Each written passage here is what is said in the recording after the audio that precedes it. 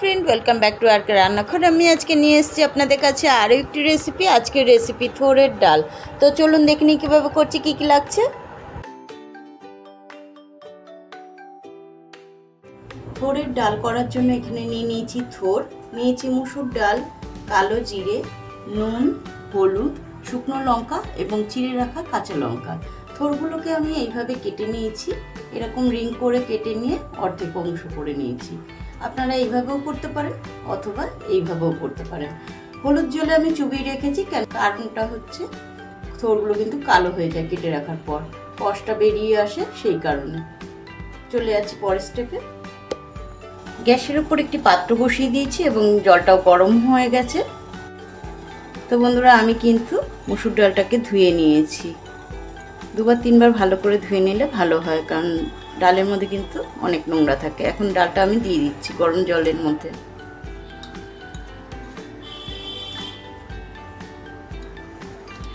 আমি এখানে পাত্রের মধ্যে ডালটাকে সেদ্ধ করে নিচ্ছি। আপনারা চাইলে কিন্তু প্রেসার কুকারেও সেদ্ধ করে নিতে পারেন।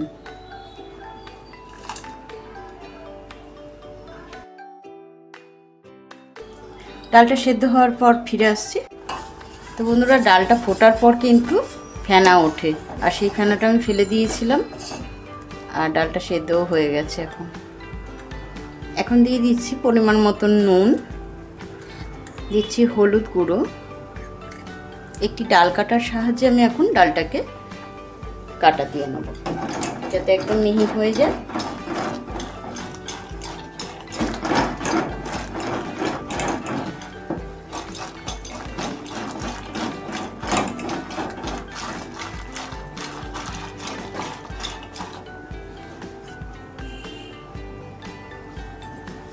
এখন ডালের মধ্যে আমি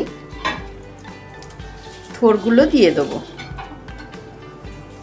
থোড়গুলো পাতলা কাটার ফলে কিন্তু খুব সহজেই কিন্তু সেদ্ধ হয়ে যাবে। 2 মিনিট ফুটিয়ে নেব। থোড়টা কিন্তু সেদ্ধ হয়ে গেছে। এখন চলে যাচ্ছি পরের স্টেপে। গ্যাসের উপর একটি কড়া বসিয়ে দিয়েছি, তাতে দিয়ে দিচ্ছি সর্ষের তেল,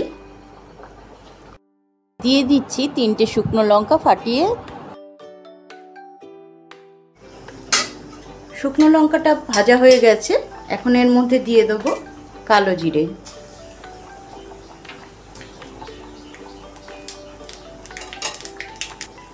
শুকনো লঙ্কা আর কালো জিরেটা দিয়ে যখন সুন্দর গন্ধ বেরোবে তখন ডালটাকে দিয়ে দেবো ফোড়ন।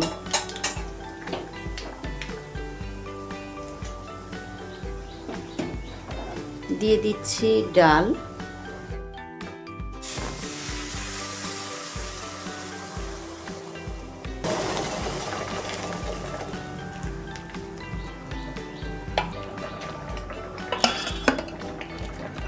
থোড়টাকে আমি হাতাচাড়ি করে দিয়ে দিচ্ছি, তা নাহলে গায়ে ছিটকাবে।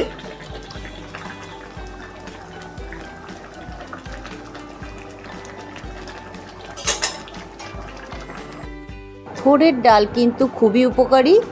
চোখ তো ঠান্ডা থাকেই থোড় খেলে, এছাড়া তার পাশাপাশি সুগার নিয়ন্ত্রণ হয়, শরীর ভালো থাকে। থোড় কিন্তু খুবই ঠান্ডা। আর এরকম থোড়ের ডাল যদি হয় তাহলে কিন্তু কথাই চলে না। ভাতটা কিন্তু এমনিই খাওয়া হয়ে যায় শুধু থোড়ের ডাল দিয়েই, খেতে কিন্তু অসাধারণ হয়।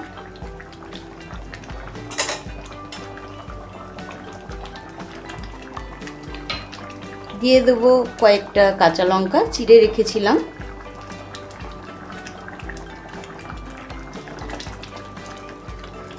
বাড়িতে ছোট বাচ্চা থাকলে কিন্তু তারা ঝালটা খেতে পারে না, তাই জন্য আমি পরে দিয়েছি। যদিও আমার বাড়িতে ছোট বাচ্চা নেই, কিন্তু আমি পরেই দিলাম। এর থেকে বেশি ফোটাবো না, তাহলে ডালের টেস্টটা কিন্তু নষ্ট হয়ে যাবে। এখন আমি গ্যাসটাকে অফ করে দিচ্ছি। তৈরি হয়ে গেল থোড়ের ডাল। রেসিপিটা আমার কমপ্লিট হয়ে গেল বন্ধুরা। সো ফ্রেন্ড, কেমন লাগলো রেসিপি জানাতে কিন্তু ভুলবেন না। কমেন্ট করুন, অনেক অনেক শেয়ার করুন, ভালো লাগলে লাইক করুন, সাবস্ক্রাইব করুন আমার চ্যানেলকে আরও নতুন নতুন রেসিপি পাওয়ার জন্য। এতক্ষণ আমার সঙ্গে থাকার জন্য অশেষ ধন্যবাদ। নমস্কার।